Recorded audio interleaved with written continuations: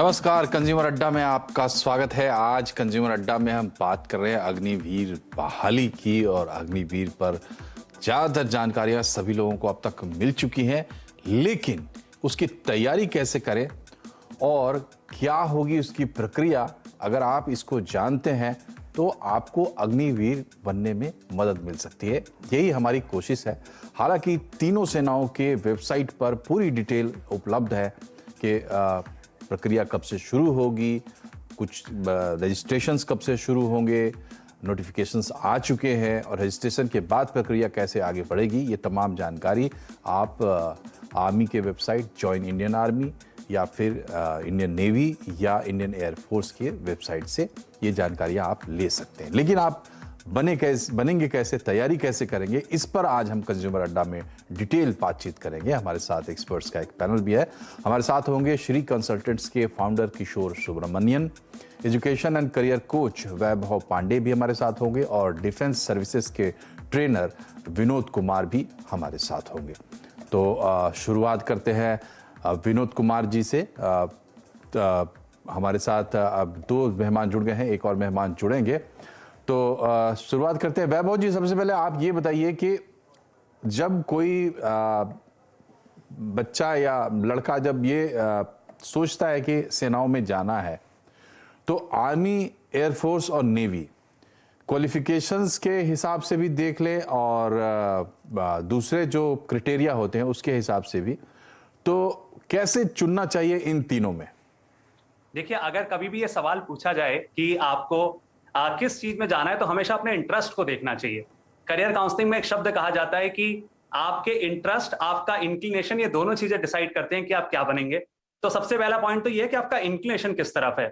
Air force ऐसे लोग जाना पसंद करते हैं जो फिजिक्स में अच्छे होते हैं, जिन लोगों को साइंसेस पे पकड़ होती है। और आर्मी में एक अलग तरह की एक फीलिंग जब आपके अंदर रहती है कि आपको रोमांच का बहुत ज्यादा शौक होता है, आप अक्सर देखते हैं कि इस तरह के लोग आर्मी को अपनी फर्स्ट चॉइस बनाते हैं। तो मैं तो यही कहूंगा कि अपने इंटरेस्ट पे ध्यान दें, और इस चीज पे ध्यान दें कि 12वीं तक की या 10वीं तक की जिस भी प्रक्रिया को आप ज्वाइन कर रहे हैं, उस प्रक्रिया तक में आप पढ़ाई में भी अच्छे हो, चाहे वो इंग्लिश हो, चाहे हिंदी हो, चाहे जनरल साइंस हो या मैथ्स हो, इन सारे एरियाज में आप अच्छे हो। और एक बहुत ही इंपॉर्टेंट पॉइंट है जज्बा, क्योंकि जज्बे से आप फिजिकल टेस्ट पार कर जाते हैं। मैं एक आर्मी के बड़े सीनियर ऑफिसर से पूछ रहा था कि कैसे हम ये बताएं कि भैया फिजिकल फिटनेस इस लायक है या नहीं। वो एक बात उन्होंने कही जो मुझे बहुत दिल में मेरे घर कर गई। उन्होंने कहा कि गली क्रिकेट खेलने वाला भी सेलेक्ट हो जाता है और एक बहुत बड़ा एथलीट भी रह जाता है, क्योंकि फिजिकल टेस्ट के दिन का वो जज्बा, उस जज्बे से आप जीतते हैं, आप हौसले से जीतते हैं इस तरह के टेस्ट पे। तो मेरा तो सबसे, जो भी हमारे अग्निवीर बनना चाहते हैं, जो अग्नि पथ पर चलना चाहते हैं, उनसे मैं बार बार यही कहना चाहूंगा। कहते हैं हिमाद्री तुंग श्रृंग से प्रबुद्ध शुद्ध भारती, स्वयं प्रभा समुज्वला स्वतंत्रता पुकारती, अमर्त वीर पुत्र हो, तृण प्रतिज्ञ सोच लो, प्रशस्त पुण्य पंथ है, बढ़े चलो बढ़े चलो। अगर ये जज्बा आप में है और आप अपनी पढ़ाई को सीरियसली लेते आए हैं, भर्ती को सीरियसली लेते आए हैं, तो आपका सिलेक्शन जरूर होगा, क्योंकि इनटेक 3 गुना कर दिया गया है। ये एक बहुत ही इंपॉर्टेंट पॉइंट है मनोज जी, जो सब लोग मिस कर जा रहे हैं, कि अगर आपको बाद में बोला गया है कि 25% लोग ही सिलेक्ट होंगे, तो वैभव जी, थोड़ा किशोर जी की भी राय लेते हैं इस पे। किशोर जी, आप बताएं, क्वालिफिकेशंस के हिसाब से या एंट्री के हिसाब से क्या अंतर है तीनों में?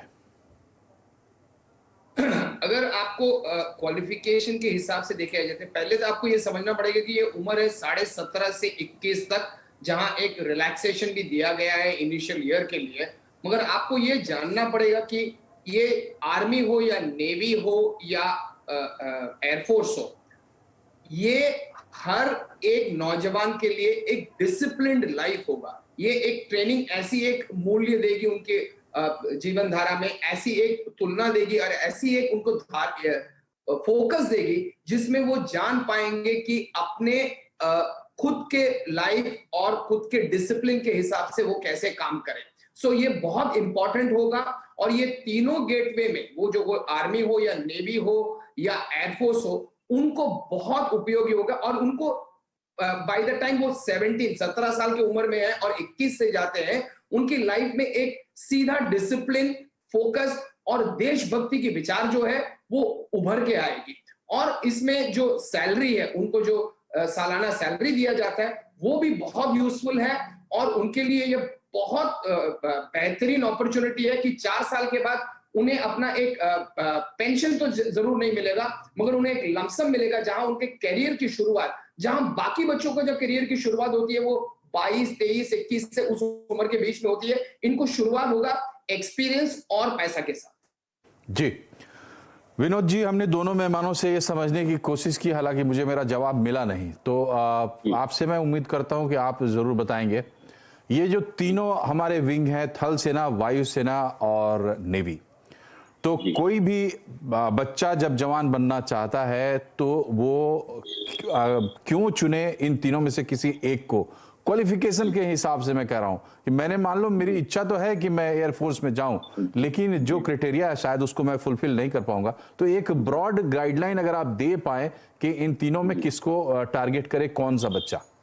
जी, स्वाभाविक है कि जब बच्चा आर्म फोर्सेस के लिए कैरियर बनाने की सोचता है तो एक बात उसके दिमाग में आती है कि आखिर मैं एयरफोर्स, आर्मी या नेवी जिस विंग में जाऊंगा, किस ब्रांच में जाऊंगा। जैसे एयरफोर्स में टेक्निकल, नॉन टेक्निकल दोनों होते हैं, तो जो बच्चे को टेक्निकल में जाना होता है वो फिजिक्स, केमिस्ट्री, मैथ पकड़ के चलता है कि मुझे टेक्निकल में जाना है, फिजिक्स में हमको अच्छा करना होगा, +2 लेवल का मैथ अच्छा करना होगा, इंग्लिश करना होगा। जब एयरफोर्स में जाना है तो कम्युनिकेशन स्किल भी थोड़ा सुधारना होगा।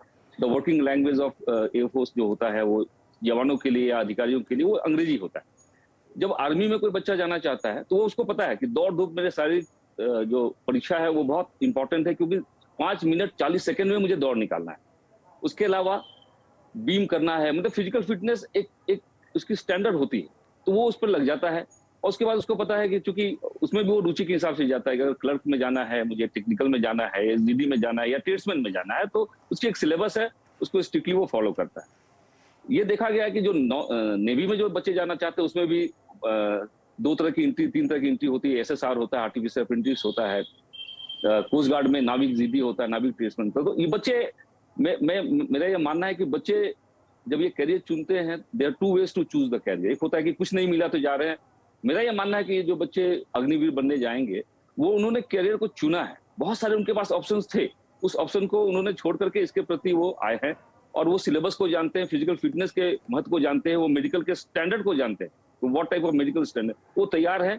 और जैसा कि आपको पता है कि कल से एयरफोर्स की नोटिफिकेशन आ जाएगी, 1 जुलाई से आर्मी और नेवी की भी नोटिफिकेशन आ जाएगी। मैं तो बच्चों को बोलता हूँ कि 2 साल जो कोरोना में एक भी वैकेंसी नहीं आई थी due to one other reason, अब मौका मिला है, लग जाइए और अपने सपने को पूरा कीजिए, बिस्तर छोड़िए, लगिए। आपको प्रोसेस पता है और विशेष जानकारी कल एयरफोर्स दे देगी और 1 जुलाई को आर्मी और नेवी दे देगी। 40,000 भर्तियां आर्मी के लोगों का होगा, 3-3 हजार वायुसेना और नौसेना का होगा। और ये सारी प्रक्रिया आप देखिए कितनी तेजी से चलेंगी कि बच्चों को मौका नहीं मिलेगा। तो मैं बच्चों को वार्न कर रहा हूँ कि नाउ डोंट बी रिलक्टेंट, अब समय आ गया है जब आप लग जाइए। और ये दिसंबर तक, जैसा कि आपने देखा कि सरकार ने बताया जी ये पूरा हो जाएगा जी, वो तमाम जानकारियां जो है वो पब्लिक डोमेन में है। विनोद जी, हम ये कोशिश कर रहे हैं कि इस कार्यक्रम के जरिए उन बच्चों की मदद हो जाए जो अग्निवीर बनना चाहते हैं। तो विनोद जी, दूसरा सवाल मेरा आपसे इसी से जुड़ा हुआ होगा। जैसा कि आपने कहा कि सेनाओं में जाने के लिए जो लोग भी टारगेट करते हैं उनको पता है कि फिजिकल फिटनेस का एक पैमाना उनको पार करना होगा और उसकी वो तैयारी करते हैं। लेकिन फिजिकल को अगर हम एक किनारे रख दें, हालांकि उसकी हम बात करेंगे बाद में, तो फिजिकल के अलावा वो कौन सी चीजें हैं जिन पर ध्यान देना चाहिए और कौन सी चीज आपको एयरफोर्स में ले जाएगी, कौन सी चीज, क्या अंतर करने वाली भी कोई बात है? यानी फर्क इससे पड़ता है कि आपके पास क्या है। जैसे कहीं कहीं साइंस कंपलसरी है, तो वहां जिनके पास साइंस नहीं होगा वो उसमें नहीं जा पाएंगे। नहीं जा पाएंगे। देखिए, बच्चों को पता है कि अगर मुझे टेक्निकल ब्रांच में जाना, मैं रिपीट कर रहा हूँ, अगर मुझे टेक्निकल ब्रांच में जाना है तो मेरी फिजिक्स, मैथ्स और इंग्लिश बढ़िया होनी चाहिए। और एयरफोर्स में चाहे टेक्निकल में जाए चाहे नॉन टेक्निकल ब्रांच में जाए, रिटन के अलावा एडेप्टिविटी टेस्ट नंबर 1 और 2 भी होती है, जहां पर आपकी बोलने की क्षमता, देखिए भाषा एक माध्यम है अभिव्यक्ति का, इंपॉर्टेंट तो बैकग्राउंड नॉलेज है, लेकिन अंग्रेजी की इतनी भाषा आपको जरूर आनी चाहिए कि जो आप बताना चाहते हैं सामने वाले को समझ में आ जाए। बहुत अच्छा अंग्रेजी नहीं बोलते कोई बात नहीं। दूसरा, सिचुएशन रिएक्शन टेस्ट होते हैं, जिसमें आपको एक परिस्थिति दी जाती है और बोला जाता है कि आप कैसा व्यवहार करेंगे, इससे एक साइकोलॉजिकल टेस्ट होता है। तो ये बच्चों को चयन की जो प्रक्रिया उसकी जानकारी है। मैं बच्चों से यही बोलना चाहता हूँ कि आप अगर एयरफोर्स के लिए टारगेट करते हैं तो आप जानते हैं कि आप टेक्निकल में जाना है, नॉन टेक्निकल में जाना है। टेक्निकल में जाना तो 70 मार्क्स के एग्जामिनेशन होंगे, 20 मार्क्स से इंग्लिश है, कॉमन अंडरस्टैंडिंग इंग्लिश का बढ़ाइए। बहुत ज्यादा इंग्लिश में प्रश्न बहुत टफ नहीं होते हैं। मैं बार बार बोल रहा हूँ कि कॉमन अंडरस्टैंडिंग का मतलब इंग्लिश की समझ अगर आपके पास है तो ये 20 क्वेश्चन बड़ा आराम से हो जाएगा। फिजिक्स में भी कॉन्सेप्चुअल क्वेश्चन होता है, जनरल क्वेश्चन होते हैं। मेरा यह मानना है कि अगर आप इसकी तैयारी ढंग से करें, एक टाइम टेबल बनाए, उन विषयों का समावेश करें जो इंपॉर्टेंट है। अब समय नहीं है चूंकि, और लग जाए आप। और फिजिकल फिटनेस जो आप बोल रहे हैं कि इंपॉर्टेंट नहीं, वो आर्मी के लिए बहुत इंपॉर्टेंट है। पहला जो टेस्ट होता है सर, वो फिजिकल फिटनेस होता है। बहुत सारे बच्चे 5-40 जी मैं फिजिकल टेस्ट को अनइम्पॉर्टेंट नहीं बोल रहा हूँ सर। मैंने सिर्फ ये कहा कि अभी उस पर हम बाद में बात करते हैं। बहरहाल आपने जब बात छेड़ दी है तो ये बताइए किशोर साहब कि आर्मी, एयरफोर्स, नेवी नाम सुनते ही फिजिकल फिटनेस, तो अब पहली बात है कि वो लोग कहते हैं कि हम बेस्ट निकालेंगे, तो कठिन परीक्षा तो होती ही है और स्टैंडर्ड्स हैं उसके। तो फिजिकल की तैयारी के लिए छात्रों को क्या टिप्स देंगे आप? अभी देखिए, छात्रों को ये अग्निपथ के पहले जो स्कीम था, तो अगर ऑफिसर कैडर के लिए किसी को अगर अप्लाई करना पड़ता था तो उनको एनडीए की एग्जाम लिखनी पड़ती थी।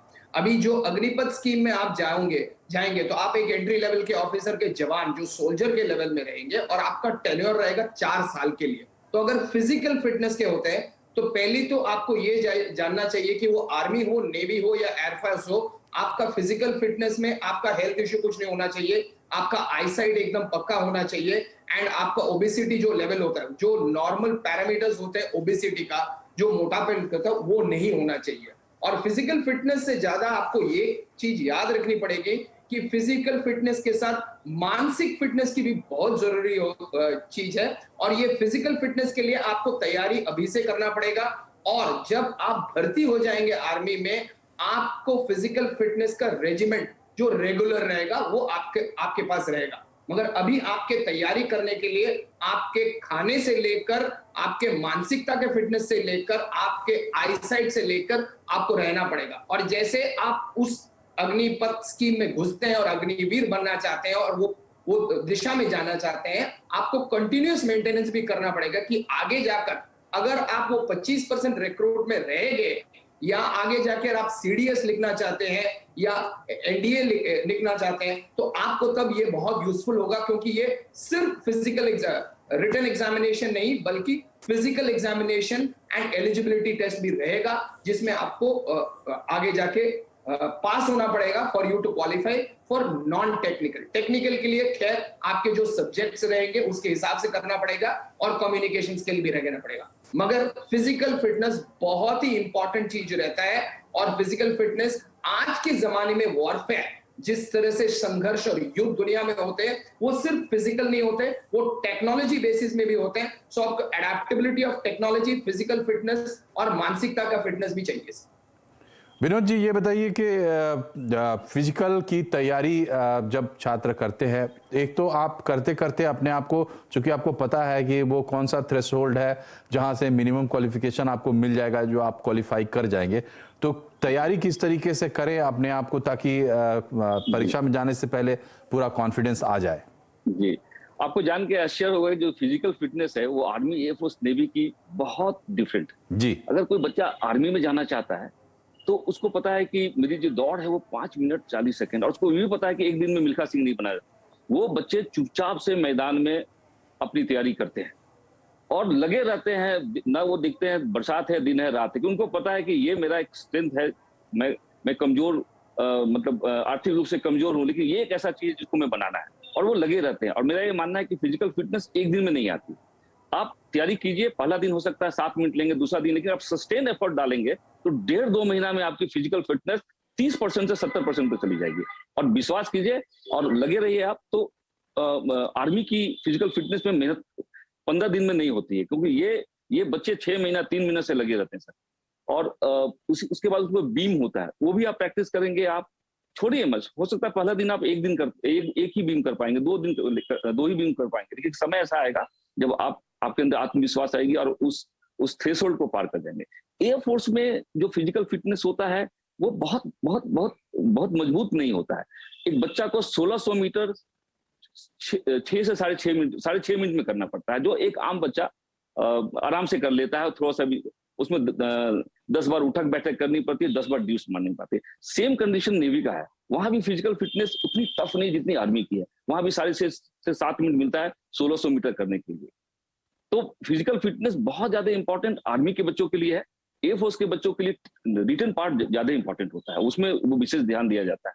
और फिजिकल फिटनेस एक जो मिनिमम जो रिक्वायरमेंट है कि 1600 मीटर 6.5 से 7 मिनट में कर लेते हैं, और उठक बैठक जो सामान्यतः हर एक इस उम्र का बच्चा आराम से कर लेता है। केवल आर्मी के बच्चे को थोड़ी सी विशेष ध्यान और समय तो देना ये पड़ता है। बताइए सर कि आपका तो बहुत वास्ता पड़ता है इन तैयारी करने वाले छात्रों से, वो गलती कहाँ करते हैं लोग? फिजिकल की मैं बात कर रहा हूँ, गलती कहाँ करते हैं? और एक बात और मैं कह रहा हूँ, क्या ये बात सही है कि अगर आपको ज़्यादा अपने फिजिकल स्ट्रेंथ पर सेना में जाना है तो थल सेना को आप टारगेट करिए, और अगर एक क्वालिफिकेशन मिनिमम फिजिकल कंप्लीट करके बाकी पढ़ाई लिखाई के जरिए से आपको अगर अपने आप को आगे करना है तो आप बाकी दोनों को टारगेट करें, क्या ये बात सही है?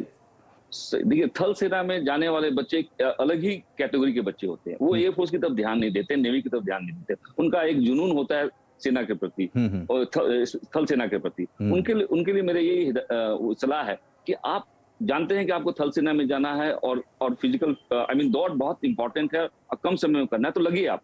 अभी भी अगर आप लग जाएंगे तो ये भर्ती प्रक्रिया में इनको अभी 27 से 28 दिन मिल रहा है मौका, 1 महीना मिलेगा, अभी भी मौका है। सुबह शाम और लगेंगे तो हो जाएगा। खान पान संयमित रखिए और पॉजिटिव सोच रखिए।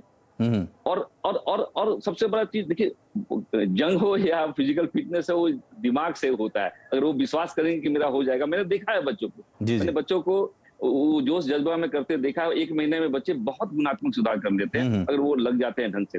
आमतौर पर विनोद जी, बच्चे गलती कहाँ करते हैं? जैसे फिजिकल तैयारी की हम बात करें, चूंकि ये इसमें 4-5 चीज है, रन है, पुलअप है, लॉन्ग जंप, जिगजैग, बैलेंसिंग। जी बच्चे ना शुरुआत में थोड़ी गलती कर जाते हैं। वो 8-10 दिन का जो समय होता है वो टेस्टिंग फेज होता है क्योंकि उनकी बॉडी एक कस्टम टू नहीं रहती है। तो 10-15 दिन बच्चा सस्टेन नहीं कर पाता, उसके अंदर निराशा आ जाती है कि मेरे से अब 5:40 नहीं होगा। तो बच्चों को बोलता हूँ आप निराश मत होइए, आप लगे रहिए।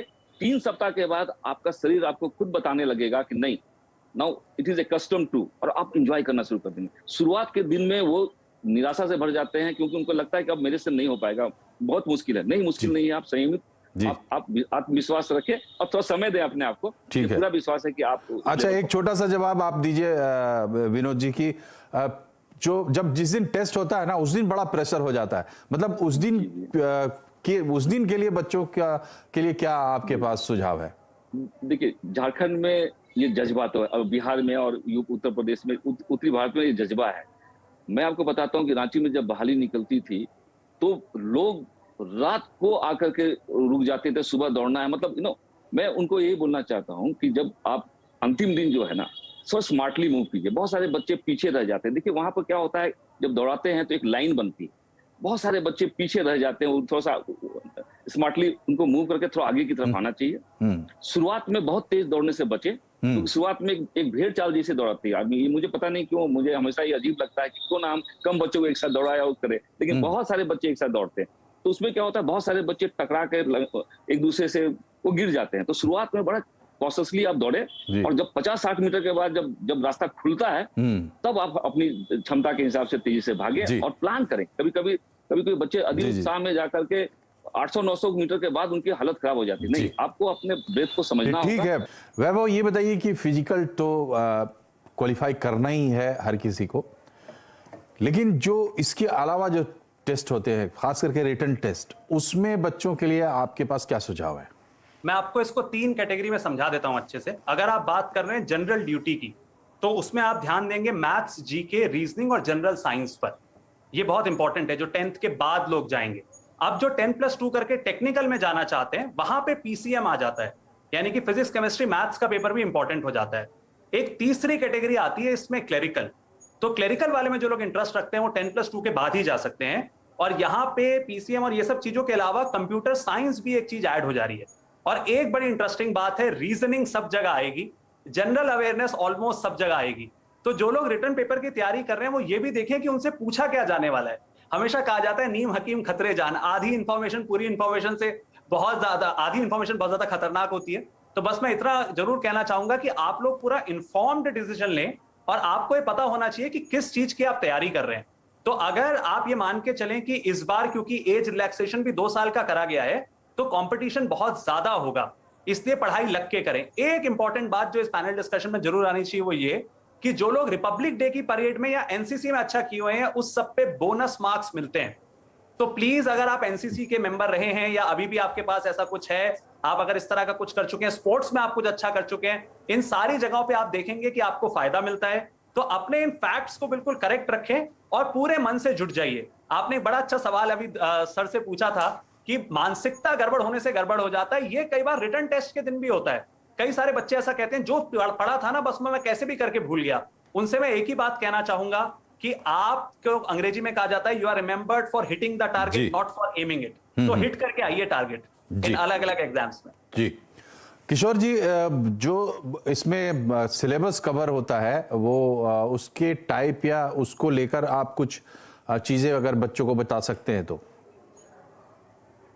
देखिए, अभी ये जो स्कीम अभी लॉन्च हुई है, अभी कुछ ही दिन पहले लॉन्च हुई है, तो इसमें बहुत तरह के ट्रेनिंग इंस्टीट्यूट, जैसे आप एनडीए हो या कोई भी एग्जाम हो जो डिफेंस सर्विसेज में हो, उसके लिए आपके लिए एक ट्रेनिंग या कोचिंग सेंटर मिलता है। मगर आज अगर आप इंडिया में देखोगे तो इमीडिएटली आपके लिए इसके लिए ट्रेनिंग सेंटर नहीं मिलेगा। मगर जो सिलेबस है, जैसे मेरे दोस्त ने कहा था कि इसमें डिपेंड्स ऑन टेक्निकल या नॉन टेक्निकल, जिसमें आप जाना चाहते हो उसके हिसाब से आपका अगर पीसीएम आ गया तो आपको प्रिपरेशन ऑब्जेक्टिव के हिसाब से करना पड़ेगा, और अगर पीसीएम नहीं आया तो आपको जो जनरल रीजनिंग और एप्टीट्यूड जो कहा जाता है वो बहुत ही इंपॉर्टेंट हो जाता है। और जनरल रीजनिंग और एप्टीट्यूड का जो वेटेज रहेगा वो काफी हाई रहेगा इस एग्जाम में। और जब आपको टेक्निकल में आपको पीसीएम या अलग सब्जेक्ट्स आएंगे तो आपको याद रखना पड़ेगा कि ये सब मोस्टली, अभी तो details of the scheme in terms of exam MCQ होगा कि नहीं, मगर मोस्टली ये सब एग्जाम एमसीक्यू होता है। जैसे और एमसीक्यू में आपका टाइम लिमिट रहता है, तो आपको ये होशियारी से याद रखना पड़ेगा कि आपको टाइम में भी खत्म करना पड़ेगा। एट द सेम टाइम आपको, ठीक है, वक्त की कमी है इसलिए आपको रोक रहा हूं किशोर साहब, बड़े वैल्यूएबल सजेशंस आपने दिए। विनोद जी, आपसे मेरा आखिरी सवाल, संक्षेप में जवाब। देखिए, आर्मी में बहाली के नाम पर बहुत फ्रॉड्स भी होते हैं इस देश में, और लेकिन हम उनकी बात नहीं कर रहे। हम ये कह रहे हैं कि इंस्टीट्यूट, गाइड, इनसे कुछ फायदा होता है या खुद से ही तैयारी करें? देखिए, जो बच्चे, ये जो अग्निवीर की जो बहाली हो रही है ना, ये जवानों की बहाली, इसके सिलेबस बहुत ही आसान है। जो बच्चे सक्षम हैं उनको कोचिंग इंस्टीट्यूट जाने की जरूरत नहीं है। मैं फिर से दोहरा रहा हूँ, लेकिन जिनको लगता है, बहुत सारे बच्चे ऐसे होते हैं जिन्हें लगता है कि नहीं मेरी रिटन बहुत अच्छे नहीं है, जैसे उन्होंने कहा कि कंप्यूटर के 8-10 सवाल रहेंगे, क्लर्कियल में इंग्लिश का एक पेपर ही पूरा 25 क्वेश्चन का रहेगा।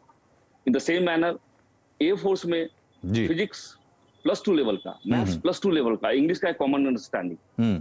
तो जिन बच्चों को लगता है, देखिए ये तो सच है कि इवन जब नोटिफिकेशन आता है उसमें लिखा रहता है ना, तो वो सब चीज कि आप किसी पे विश्वास ना करें, वो फ्रॉड है, सब कुछ है, सब पता है।